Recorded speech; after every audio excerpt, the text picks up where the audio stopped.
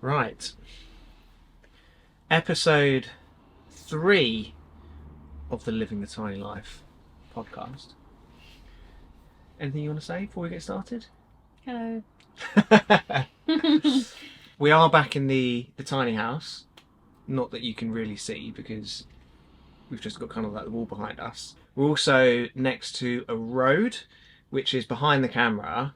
I hope that the road noise isn't too bad, but I guess we'll kind of see how it goes, and if it is really annoying, then perhaps in future episodes we'll have to figure something else out, but we'll see how it goes anyway. We thought this week though we would go over where to keep a tiny house, because this seems to be the number one thing that everybody wants to know, is where can I keep it, because a lot of people seem to want to live in a tiny house but I've got nowhere to keep one. So this is kind of like the ultimate question that I would say 90% of questions asked is, where can I keep it? And I just want to say, we're not experts in this field. We can only give you our experience of what we've done and what we know and what other people that we've met have done. And yeah, that's all we can really do. So we won't have the answers for everything, but we'll just kind of explain our experience, I guess. Mm-hmm. So before we actually bought the tiny house, well, before we ordered the tiny house, we wanted to make sure that we had somewhere to keep it, because it doesn't make sense to order a house and then have nowhere for it to go, and well, that'd just be a bit stupid, wouldn't it? It just wouldn't really work. So what we did is, this all happened quite quickly as well. I think we kind of made a decision that we wanted to do this, and then just kind of had a look around and then found somewhere to go like pretty quickly. Mm-hmm. But we just emailed and called up campsites that were kind of within maybe a 10-20 mile radius of where we were currently living. Mm-hmm. And I think that might have been maybe only like 5 or 6 campsites. I think some of them just didn't even know what a tiny house was and didn't want to even go there, so they just would just be like, no, not interested. And then other ones seasonal, and then there was another one that used to do it but said they don't do it anymore because people would just take caravans there and just basically abandon them and then stop paying. Yeah, that was the And then- Caravan and Camping Club. So the Caravan and Camping Yeah. Club, I think, used to do it and then They stopped stopped doing it. doing it. Yeah. Yeah, so I think that was our number one choice for location. It was right on the M25, wasn't it? Which was quite good. What, a Caravan and Camping Club? Yeah. So it was good Campsite. for everything, really. For me getting to work, you getting to work, and Yeah. getting Joss. It was really ideal. Yeah, it was like 5 minutes from the M25. Yeah, or it was really something. close. Yeah. But yeah, they used to do it, but they stopped doing it because Yeah. people abandoned them and stopped paying. Yeah. And then they just had like derelict caravans everywhere, which I guess makes sense. Yeah. So yeah, that was our number one. They said no, and then there was a couple of other ones that said no, but then another one, which is the place we actually ended up going, they were quite open to anything really, weren't they? And still are, I guess. And I think initially they weren't sure what the tiny house was or anything. Well, they were unsure, but they were quite curious. Yeah. They weren't like, oh no, I don't like that. They were But just- he also didn't even care. yeah, he didn't care at all. And He I think, didn't even like. I don't even think he seemed to like it or anything. yeah, I don't know, it was weird, wasn't it? Just But didn't yeah. care. They said Just didn't that, care. yeah, they said that we could go there. No, it was funny. Like And- when the house first got delivered there, no one even met us. or Yeah, no anything. one was even there. That We were was so allowed to weird. just do what we were allowed to just go up, park on the camp on this pitch that we were going on. Yeah. Well, we didn't even know which pitch it was. No, I know. We had to call them up and be like, oh, which pitch is it? I know. Because we don't even know. And we went to, but we did go and visit before the house got delivered and had a chat with them. Yeah. And then we set a date. Yeah, so we stayed there in the old van, and originally, I think. Yeah, and then but we also went. And to then go we meet with also them, yeah. went to like discuss it with them and pick a pitch and kind of get our heads around everything. Yeah, when we stayed with them in the old van, I think we were a bit worried. When we stayed there, in the old van, I think we were a bit worried because the campsite was so busy because it was just after lockdown. Yeah. And so it was like Yeah, the like- summer after lockdown, it was like rammed. Absolutely packed. And we were like, oh my god, is this going to be too intense? But we were in a pitch that was sort of away from. Yeah, but camping. we didn't know that until we moved there.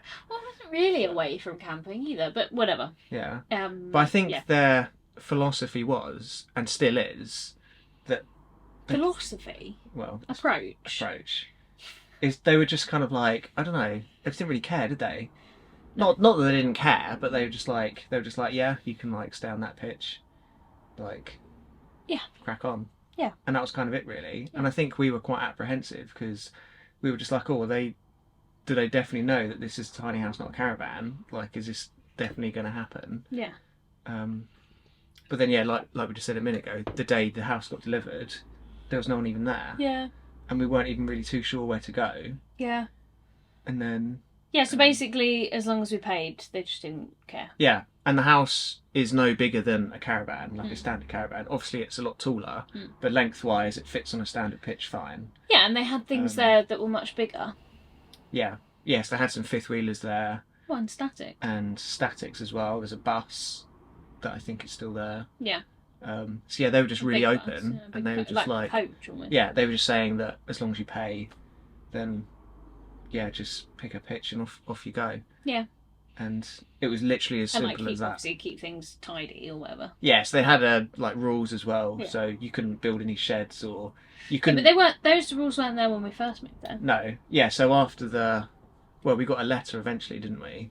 I think everyone got a letter, just basically saying if you're going to stay here, this isn't residential, so you can't build any sheds or make it your own because it's not. It's just a pitch, like a commercial pitch that you're renting. Yeah, so you have to have a residential address that you're registered to. Yeah. For cars and your driving license, registering at a doctor's, all of those things. You have to be registered at an official address. Yeah. So if you're going to stay on a campsite, you have to realise that it's not residential. It's classified as commercial. So you can't have it as your permanent address. I don't think you can register anything there. You can't register your car there or anything. No. So you have to have a registered address, like a permanent one, somewhere else, and then you're kind of staying on the campsite. So I think a good way to look at it is just think of the house as a holiday home that you can stay at, but isn't your permanent address. But it's not just a holiday home because you stay there all year round. Yeah, so there was no restriction as to how long we could spend there. Yeah. But I think instead of thinking it as, oh, this is going to be like a residential thing, I'll get all my posts delivered here, I'll register my car. It's not that. It's just kind of just think of it as a holiday home that you can stay at for as long as you want. You can get your post delivered there though. Yeah, so we had parcels delivered. And post, but you just can't be registered there. Yeah. As your official address. That's all it is.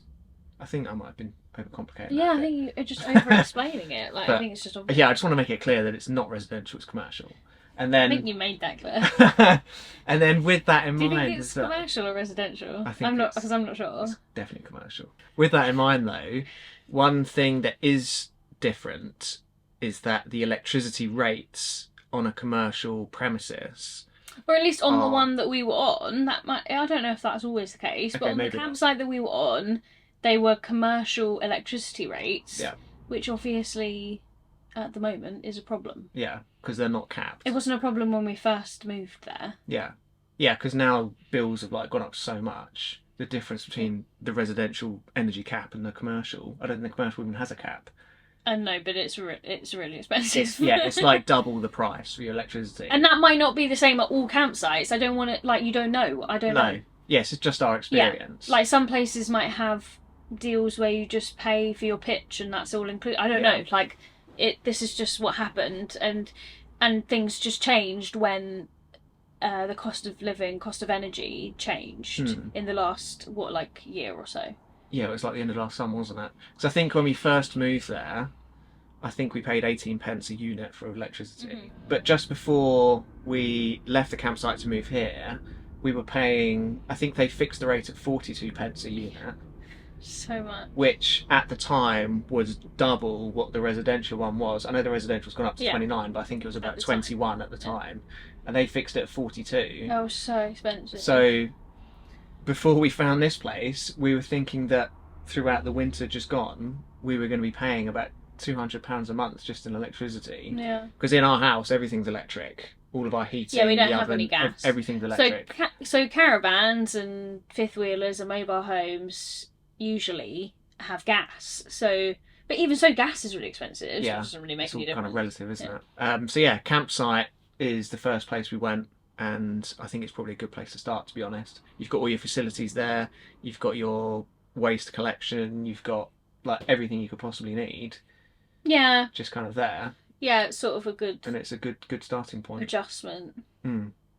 Yeah, so definitely recommend a campsite. And it's quite fun as well, I suppose. It was Like, fun with the everybody's spoken campers in the about summer. that. It's quite fun, like when people are coming to camp. Everyone's in a good mood. There's kind of Because like they're all on holiday. everyone's on holiday. There's, I don't know, kids running around on their bikes and playing games. And... Lots of people will come and like look at the tiny house. Oh and yeah. Like, oh, look at We'd that. have people like looking in the windows, wouldn't we? Do you remember that time someone hung up that pinata like on a tree outside the house, and I was bashing it at like 10 o'clock at night? Yeah, I don't know what that's got to do with people coming to look at the house. No, I know. But sometimes It's people funny would story. ask to like have a look in the door, and they would like. They'd just be like, "Oh my god, look at that!" Yeah. Yeah. And then so after living there for about 9 months, I think, we actually ended up moving to Becky's parents' back garden. I think the process of doing that was, I can't remember what actually made us do that. I think. You went to go and clean Oh, that's right. the garden, or not clean, garden the garden. Tidied it up. Tidy the did garden. some trimming and stuff. And did some trimming and like because it had got all overgrown. Mm. And then I think you might have sent me a photo, or my mum sent me a photo of what you'd done. Yeah. And then I was like, oh, that's like a really big back garden. Maybe we could like put the house there. Yeah, because they have a back garden, and it was Yeah. just kind of derelict. Really, it didn't have any use at all. So it just kind of occurred to us that, maybe we could put the house here because it had really good access around the back as well. Mm. And we were just like, if we can put the house here, then we can pay your parents some rent to use it, and that would most likely be much cheaper than the campsite rent. Yeah. And then the electricity would be residential again. Yeah. Yeah, instead so of cheaper commercial. electricity. So everything would be much cheaper. With the planning, you can keep the house or a caravan or any mobile structure, I suppose, within I think it's called the curtilage of the existing building, and it can be used as an extension of that building. So essentially... So you live like in the house, and it's just an extension. Yeah, so of the it could house. be classed as an additional bedroom. Yeah. Or like living space to Yeah. the house. Yeah. But it can't be independent from the house. Yeah. So it has to be connected, but it can still be used.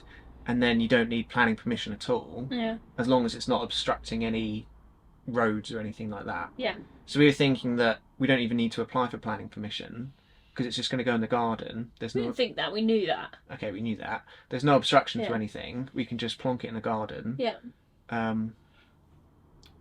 And yeah, that's kind of that really. So yeah, everything, the planning permission was fine, and so, but even though the planning permission was fine and we were legally allowed to be there, the landlords that own the building, Yeah, so Becky's parents didn't own... well, they do The because they own the... Well, they own the own the lease. lease, They don't yeah. own the freehold. No. So the landlords who own the building said that they didn't... And the land. And the land. Said they didn't want it there. Yeah. Because it was quite big. Yeah. But yeah, they just basically said they didn't want it there anymore. Right, and in this time we had built the new van, you had built the new van, or converted the new van, and so we were done with converting the new van. Yeah. So we were there, what, like 6 months or something? About 6 months, yeah. And then when they said they weren't very happy about it, I think that we were like, okay, we save money from being here, but we're sort of like stuck in this back garden. And the van being quite big, once it was done, like, and we were using it, was quite hard to get in and out. So the back garden was really big, but once you had the tiny house, the van and the car and everything like in there, it was quite difficult to get in and out.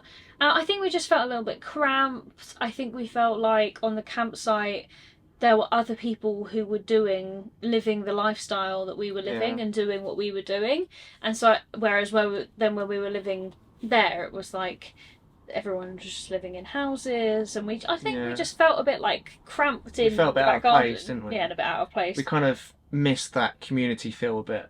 Yeah, and so other then when the people. landlord said that they were unhappy, I think we were just like, okay, we don't really like want to argue about it Yeah, we don't or really dispute we don't it really care too because much. we finished the van anyway, and so moving here has enabled us to do and finish the van. Like, Yeah. if we'd have been on the campsite, we wouldn't have been able to do that. So we'll just go back to the campsite. We don't want to like cause my parents any trouble with the landlord and stuff. Yeah. So we're like, let's just go back. Yeah. Yeah. So we just went back to the same campsite we started Yeah. at. And that was all fine. We moved back onto a pitch though that had waste connection, which I think it was that you were really like grateful for. And it was meant to have water connection, but they never set it up for some reason. I don't know what that was about, but we had a waste connection, and we were closer to a tap. We were on like a slightly different pitch, and we were fine. We were happy being there. Everything was good. And then we got worried about the electricity. Yeah, so then the electricity thing happened. Yeah. And we were just like, wow, okay, electricity's like doubled in price now. Yeah. This is going to be an expensive winter. Yeah, and then I think we were quite worried, and we were thinking like, what do we do, kind of thing. I don't know. It's a bit of a weird situation. Yeah, because once the electricity went up, we were like, we're paying £600 a month in ground fees to be here. Yeah. And now the electricity is potentially going to be costing about £200 a month. Maybe even more. Maybe even more in the winter. And also the way that things are in the UK at the moment, like just in this particular context, I think we have no idea how much electricity could just go up even more. Yeah. There seems to be no attempt to stop electricity prices from going up, so it could just go up and up and up and up. Yeah, and so it could have got worse and worse and worse. And that was really kind of worrying, I suppose. Yeah, so then we're thinking that, okay, so now we're going to be paying £800 a month to be here. Yeah. Plus repaying the money we borrowed for the house initially. And Luke, you'd left your job for like a year at this point. Yeah. So we're like, okay, well, worst case scenario, Dave can go and get some work. Like, not even like have a full-time job, but like get some work. Yeah. But then it kind of borders on, there's no point even doing it. Yeah, we might as well just be... You might as well just rent a flat or something. Because if you're paying... So we can always compare it to the last place that we lived in, because that last place that we lived in was 1,200, including bills. For a two-bedroom place, and obviously I know that wouldn't be the same anymore, but if we're comparing it to that, we're like, okay, this is starting to creep up to that 1,200. Yeah, and it's almost like, what's the point? Yeah. Like, we're just wasting our time. So yeah, that was definitely a concern. And then we got an email from the campsite basically saying that they're in the process of a planning application and they want to redevelop the whole place into like a holiday home, like park thing. Yeah, and I suppose also the other thing to say is that the rent had gone up. Yes, the rent was going up every year as well. Yeah, and then they started charging us a water surcharge, which was way more than the water that we would actually be using, and the electricity was just going up and up and up. So it was a bit like, God, this is like not. If you're gonna live this life, then obviously you want to see the financial benefit of doing that. But I guess it's difficult to do that on a campsite because... Well, on that campsite, I don't think it's difficult to do it on a campsite. I think it's difficult to do it on a campsite where the person who runs the campsite wants to make a lot of money. Yeah. I think that lots of campsites aren't necessarily run in that way. I think that that person just wanted to make more and more money. Yeah, I guess so. And they can do that, but yeah, it makes it like, what's the point? Yeah, it's kind of borderline. What's the point? Especially once we started using our own toilet and everything. Yes. We didn't use any of the facilities on the campsite at all. So there were people there in caravans that were using the showers, the toilets, like everything. And then it becomes more like viable, really. But if you're not using any of that. Even then, though, they charged for the showers. Yeah. Well, yeah. Yeah, I suppose they did, didn't they? Yeah, charge extra for the showers and the washing machine and everything. But, well, obviously for the washing machine, but... Yeah, okay. Yeah. But anyway, we got an email saying that they wanted to redevelop the whole land. Yes. And we had 12 to 18 months to basically vacate the campsite. Yeah. Because that was when they predicted that they were going to get planning approval and everyone had to go. Yeah. So then we were starting to not really panic, but because we had quite a long time, like 12 to 18 months is quite a while. But we were just like, okay, well... No, I think we did panic. I think you're underplaying that. I think we were like, oh my god, what are we going to do? Yeah. Like... Because we planned on staying there for a while. Because... Even though it was getting expensive, we were just like, okay... Because of the location. We need to stay in this area, so we're just going to have to be careful with electricity. And try and stay here for a few years. And you might have to work and things like that. Yeah, and I just might have to go back to work or something. Yeah. But yeah, that all changed. And then we were just like, where are we going to go? Yeah. And we did know of 2 other campsites that we potentially could go to, but they weren't, like, location-wise. It was better for you because they're closer to your work. But Joss lived, like, the opposite direction. Yeah. So it would have been, like, a bit difficult with Joss and everything. Yeah. So it wasn't really ideal. And then, just miraculously, I had a look on Gumtree. Just on the day we got the email. I don't know if we said this in the first podcast, but on the day, I think we might have done because it's so, I find it so weird, and maybe other people aren't even going to care about this. But on the day that we found out, the day that we got the email about the planning permission, I was looking on Gumtree just for land to rent. I was just curious, really. I was just like, oh, is there anything out there? Is there a farmer with some spare land or a barn or anything where we can just put the house and make it work? I think we had looked on like things like Gumtree and other platforms before and never found anything. No. Yeah, it was always kind of like a dead end. But then there was just one advert. Oh, apart from one. So some of you may have been on Gumtree because you can post saying that you're looking for land, and we did that, and someone got in contact with us. Yeah, that was So you can do that as well. So some people post saying looking for land for a tiny house, like, and they just explain like a bit about their situation, and then people might get in touch. But anyway, sorry, that was a side note. Yeah, but yeah, there was this one advert on Gumtree anyway that just literally said land for rent, ideal for caravans. And it was quite like a basic advertisement, really, but there was a couple of pictures, and it was £120 a week. So we were like, okay, £480, even if the electricity is on a meter. Yeah. That's nearly £200 a month cheaper than the campsite anyway. What? So it's £120 a month cheaper. Okay, £120 a month cheaper then. So nearly 200 is a bit of an exaggeration. Okay. It's £120 a month cheaper just in ground rent. Yeah. And then we can figure out what the electricity then we can work it out. is. But if it's £120 a month cheaper anyway, then that's a really good saving. Yeah. As it is. Yeah. So we were just like, okay, well, this is a bit weird, because it was literally a mile up the road from the campsite as well. Yeah. Like 1 mile. It was like so close. It was scary. And it was weird. It was really weird. And we just went to go and have a look at it. I remember we didn't know where it was for ages. Well, not for ages, for like a day. No, it was a few days. Okay, a couple of days. And I was going on Google Maps to like find where it was. I was like, oh, maybe it's there, just like looking at the pictures and couldn't find it. And then it turned out to be a mile up the road. Yeah. And then we went to come and have a look and met the owner, and it was just perfect. Yeah. So it's just like what the land is just like old farmland that the person who owns it now has inherited from their parents, and they've just like covered it over in... It's a bit like a yard, really, I suppose. A yard? A yard.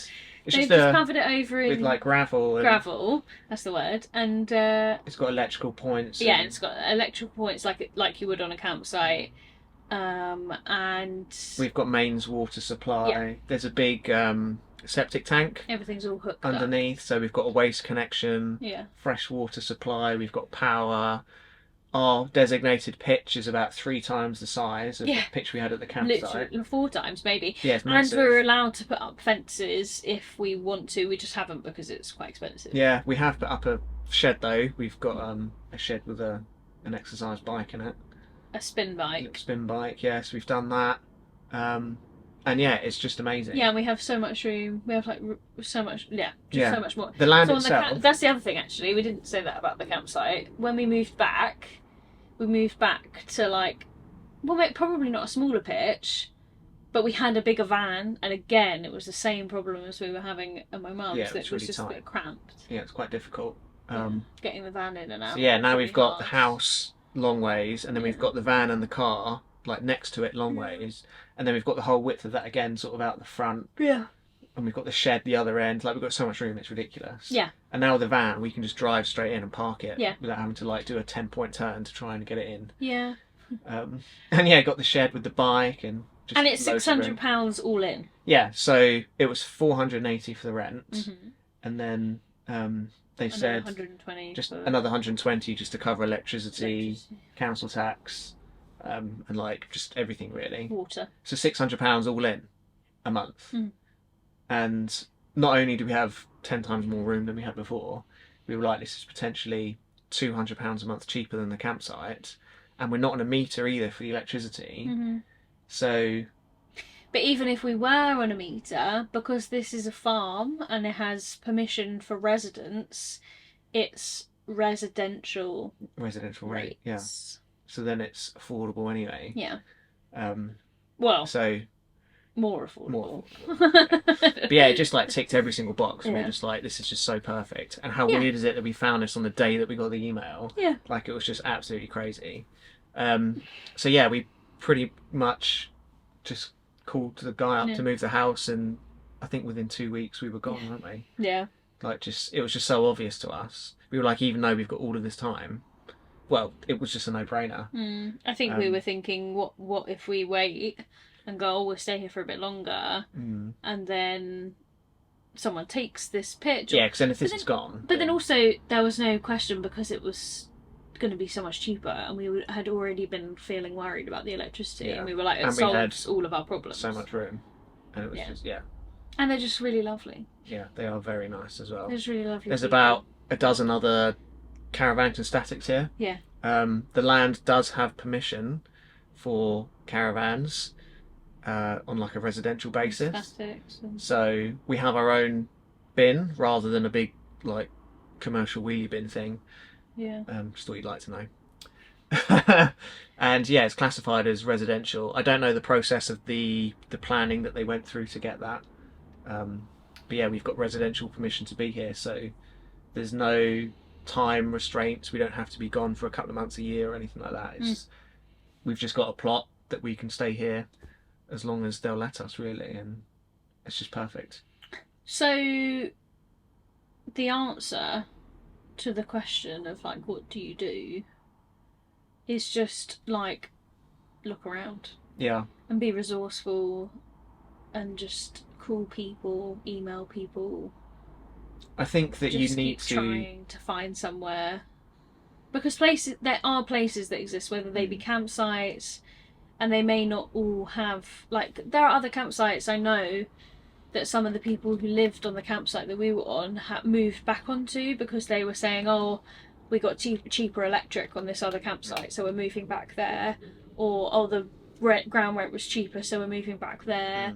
In other parts of the country, like, obviously Surrey is one of the most expensive places to live in the country, and that applies to the campsites as well. So like Surrey, London, like the home counties or whatever are going to be, they're called home counties. Yeah, the home counties. The home counties or whatever are going to be expensive to live in. Even like Sussex, I suppose, is going to be quite expensive. Like Kent.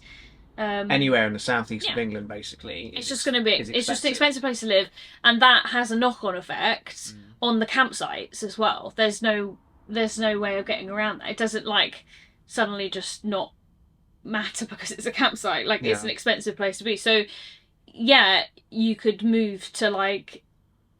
Well, okay. So if you do live more in the Midlands or up north or in Scotland or in Wales, then there'll be cheaper options, and there will be options. You just need to find them, because if there are options in the home counties, then there are definitely options in other parts of the country. Probably cheaper options. Yeah, definitely. So if you think that £600 a month all in is still quite a lot, then you have to bear in mind that we have to take into account where we are. Yeah, where we live. And that it's half of what our rent was before at £1,200, which now rents have gone up quite a lot. Yeah.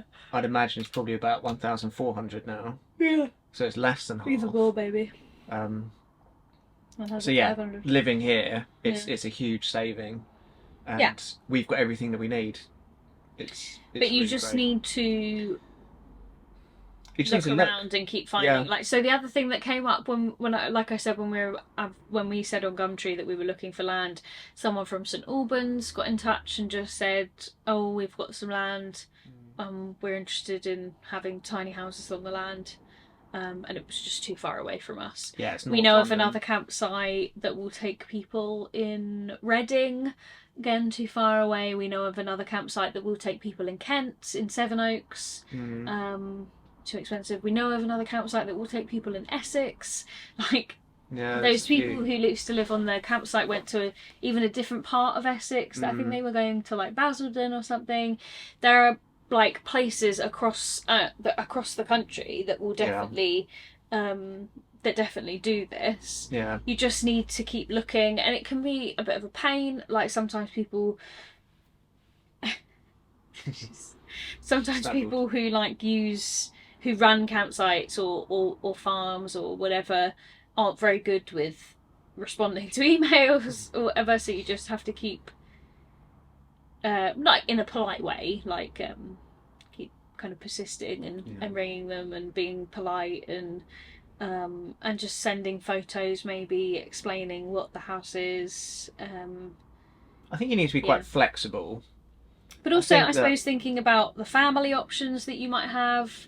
So like if you do have someone that has a really big garden in your family, that could be an option. Because, or a big driveway. Yeah, or a big driveway. Because there is that element of permission in planning law, is that you can have an extension of a home, a mobile extension of a home within a certain within the curtilage. I'm not sure what the definition of curtilage is. But I think it's just a case of you can have it there. Yeah. And it just needs to be connected to the house, really. Yeah. It's probably quite obvious. Yeah. So if you're on a farm, you can't have it in another field. Yeah. And it can't have like its separate electricity and its separate... Yeah. It has to be connected. Yeah. It can't just be like, this is flat one. Yeah.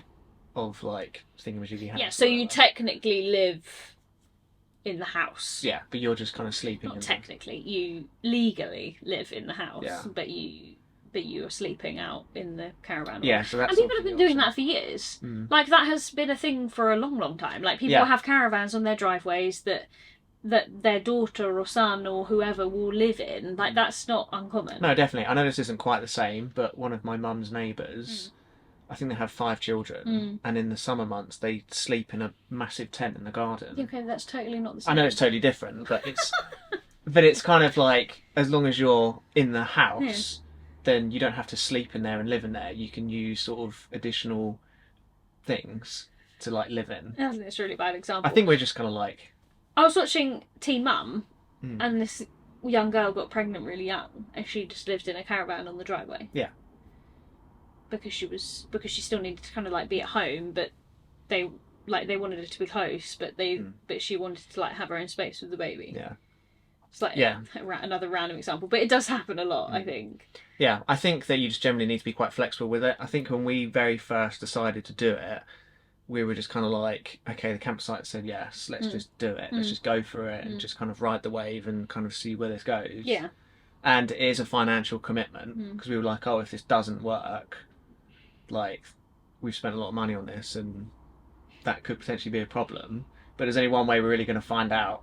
So we kind of just jumped in the deep end with it, really. Yeah. But I think you do need to be flexible in the fact that the campsite, for example, is shutting down. So then all of a sudden your home is going to be gone. So you have to like be prepared to move. Which was really sad. It was sad, even though we had these challenges, which I'm really glad have been resolved now. Like, at the time, we were panicked and we were a bit sad and stressed and all of those. Yeah, because your uncle and auntie came to stay on the campsite for a holiday, like literally a week before we got the email. Yeah. And we were just like, oh, we'll do this again next year.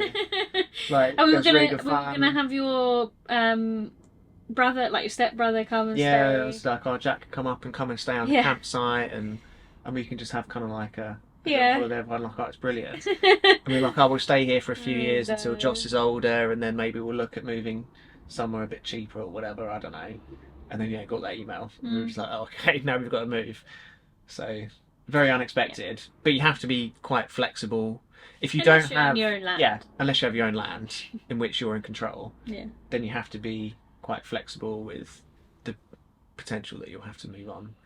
Yeah. And So always have like a plan B, I guess. And because of this law around the being within the curtilage, I think in the longer term, we're thinking that we would buy some land that had like a derelict house on it or something. So then it would already have residential permission, and then we would just have put the tiny house on the land in the curtilage. In the curtilage, and just live in the house. And live in the house. Live in a tiny house. Whether or not we were gonna eventually do up the house that was derelict or whatever, like is a different matter. But so you can I think using that curtilage to your advantage is important. Yeah, because to buy land and get the permission to live on it, I know there's kind of like a couple of little loopholes there. I've watched a few YouTube videos. Yeah, I was going to say there's that guy who makes YouTube videos about staying on there and like building a barn. Yeah. So he said that you could buy the land and just basically live on there and just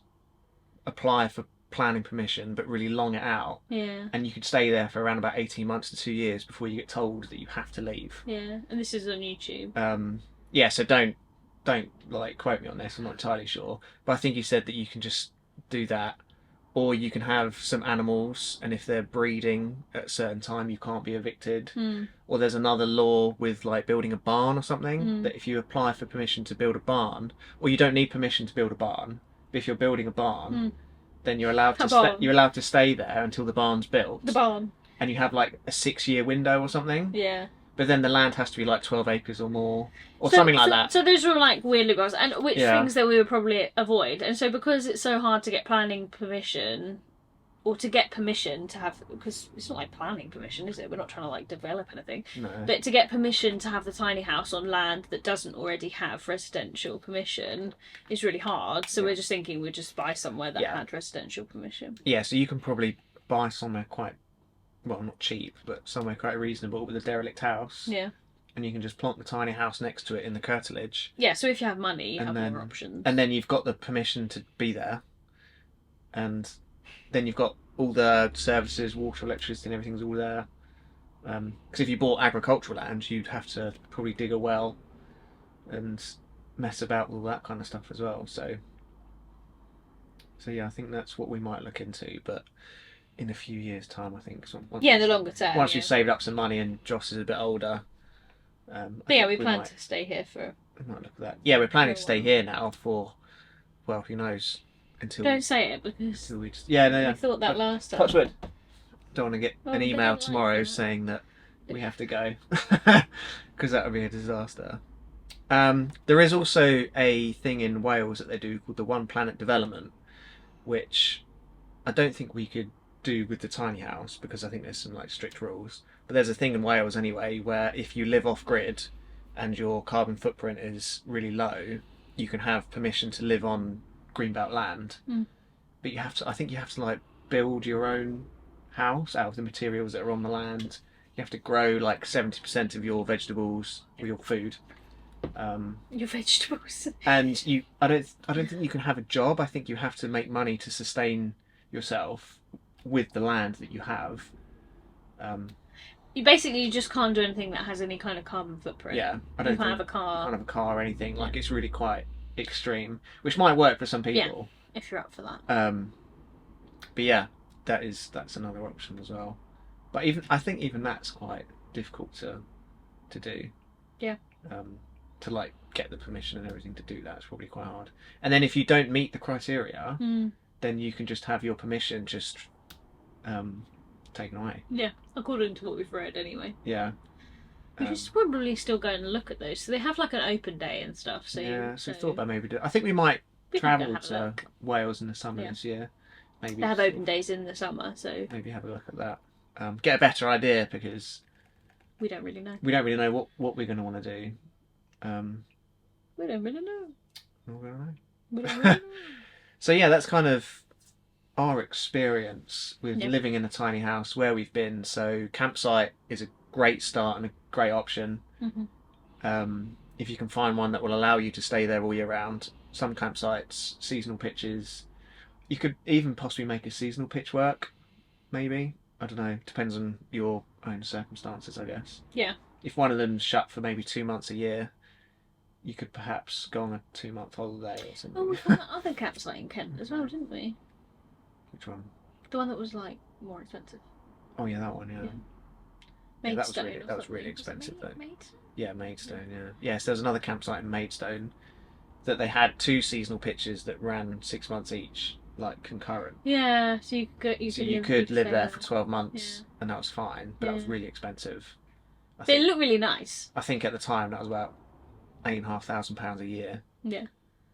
But it looked Plus really electricity. nice. Yeah, it did look really nice, but just. But not also, worth it. like, I'm conscious that like that amount of money might seem like a lot to some people, but it might seem really low to other people. If you have like a high-paying job or something, then it might not see. It might cut your like £8,500 a year might be cutting your mortgage in half or like even more. Like, I don't know, like it depends on your situation, and if you're trying to get out of a situation where you do have really high bills and stuff like that, then that might sound appealing. And being on a campsite might be more appealing because it has all the amenities and facilities and stuff. So yeah, so you might not even be thinking of a tiny house. Like, you could get just a caravan. Yeah.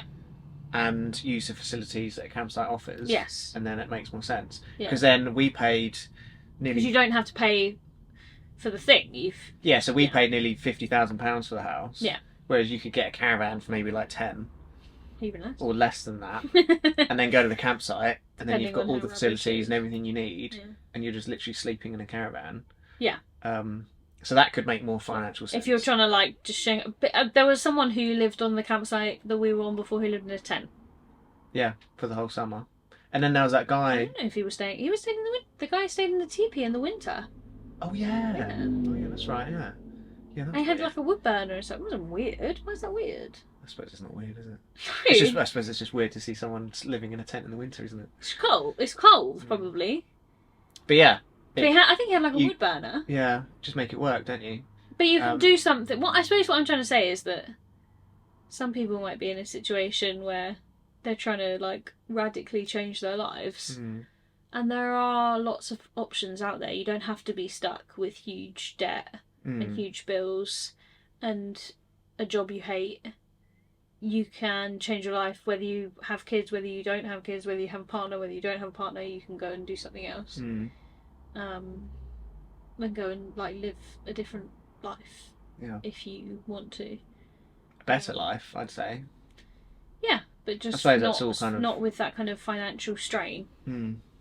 Yeah. But then I think it's also great as well to kind of downsize anyway.